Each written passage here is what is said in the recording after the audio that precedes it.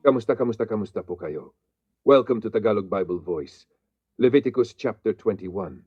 Kaibigan, dito sa chapter na ito, ang focus naman ay ang mga pari, lalo na kung paano sila dapat mamuhay kasi sila ang pinaka-close sa gawaran sila yung frontliners sa spiritual life ng Israel.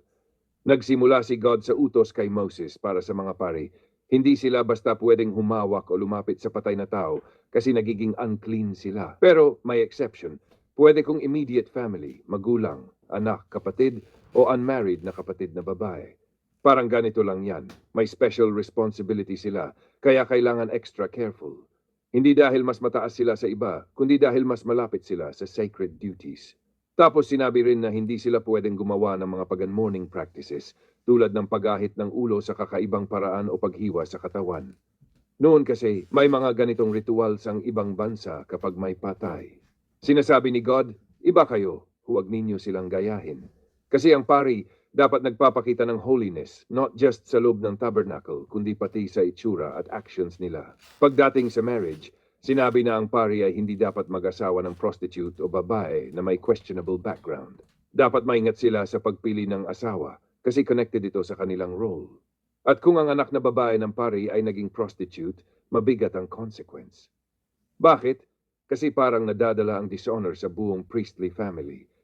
Ngayon, pagdating sa high priest, mas mahigpit pa. Hindi siya pwedeng lumapit sa kahit sinong patay, kahit sariling magulang.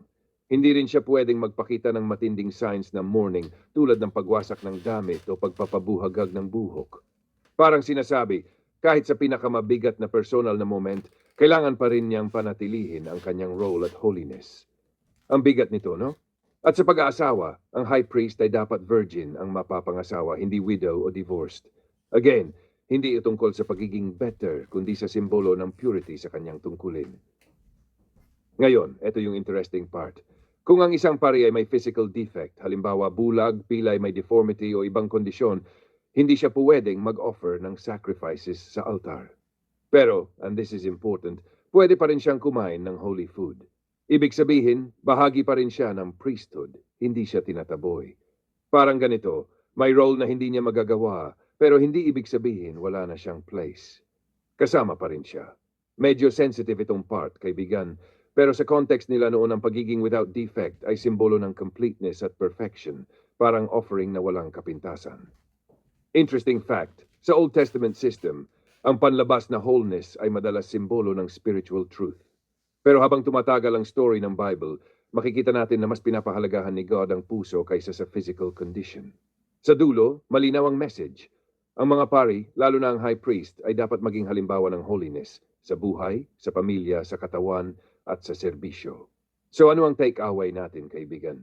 Mas malapit ang responsibility, mas mataas ang accountability. At ang holiness, hindi lang sa ginagawa pati sa lifestyle. Pero huwag din nating kalimutan, kahit may limitations ang isang tao, may lugar pa rin siya sa presensya ni God. Parang paalala sa atin, lahat tayo may role. Iba-iba lang, pero lahat mahalaga. Dahan-dahan lang naintindihan natin ito ng sabay. Welcome to Tagalog Bible Voice. Leviticus chapter 22. Kaibigan, dito sa chapter na ito, parang continuation ito ng usapan tungkol sa mga pari. Pero mas focus na ngayon sa kung paano nila hahawakan ang mga holy offerings, yung mga bagay na inialay kay God. Nagsimula si God sa warning. Kung ang pari ay unclean, halimbawa may skin disease, may discharge, o nakahawak sa patay o sa anumang marumi, hindi siya pwedeng kumain ng mga handog na para kay God hanggat hindi siya nalilinis. Parang ganito lang yan. Isipin mo may espesyal na pagkain na nakalaan para sa isang importanteng okasyon. Hindi ka basta sasalo kung galing ka sa maruming trabaho at hindi ka pa naliligo. Hindi dahil ayaw ka, kundi dahil may standard ng kalinisan. Kailangan muna nilang maghintay, maligo, at pagdating ng gabi, saka pa lang sila magiging clean. Ulit. May proseso, hindi instant. Tapos sinabi rin, bawal kainin ng pari ang hayop na namatay ng kusa o nilapan ng ibang hayop kasi hindi ito properly offered kay God. Again, may standard, hindi pwedeng shortcut.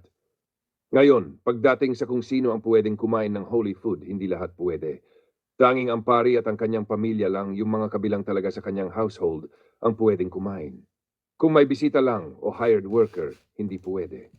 Pero kung ang isang alipin ay pag-aari ng pari, pwede siyang kumain. Ibig sabihin, kung bahagi ka ng pamilya o household, may share ka. Interesting detail. Kung ang anak na babae ng pari ay nag-asawa sa labas ng priestly family, hindi na siya pwedeng kumain ng holy food. Pero kung nabalo siya o naghiwalay at bumalik sa bahay ng ama niya, pwede ulit. Parang ipinapakita dito na ang pagiging connected sa priestly line ay mahalaga sa privilege na ito. Tapos may rule din, kung may taong hindi dapat kumain, pero nakatikim siya ng holy food nang hindi niya alam, kailangan niyang bayaran ito at magdagdag pa ng 20%. Parang may penalty fee.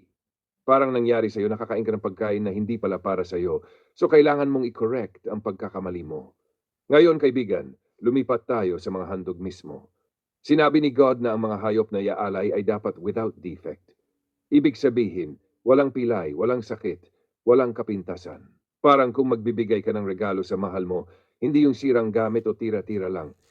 Ibibigay mo yung best mo, di ba? Ganon din kay God. Dapat buong-buo, walang depekto.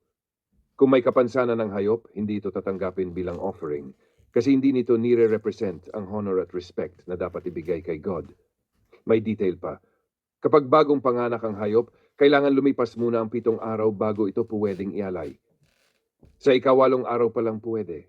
Parang may waiting period. Hindi minamadali ang sacred things. At eto pa, huwag mong papatayin ang inang hayop at ang anak nito sa isang araw. May konting touch ng compassion dito. Ipinapakita na kahit sa sacrificial system, may respeto pa rin sa buhay. Pagdating sa Thanksgiving offering, kailangan kainin ito sa tamang araw, huwag iiwan hanggang kinabukasan. Kasi kapag pinatagal, hindi na ito acceptable. Parang pagkain ulit, may tamang timing. Ang sacred, hindi pinapabayaan. Sa dulo, paulit-ulit na reminder ni God, sundin ninyo ang mga utos ko, ako ang nagpalabas sa inyo sa Egypt, ako ang Panginoon. Parang sinasabi niya, may relationship tayo kaya may responsibility kayo. So ano ang takeaway natin, kaibigan? Una, ang paglapit kay God may tamang puso at tamang paraan. Hindi ito basta-basta o half-effort lang. Pangalawa, ang pagbibigay kay God dapat best, hindi leftover.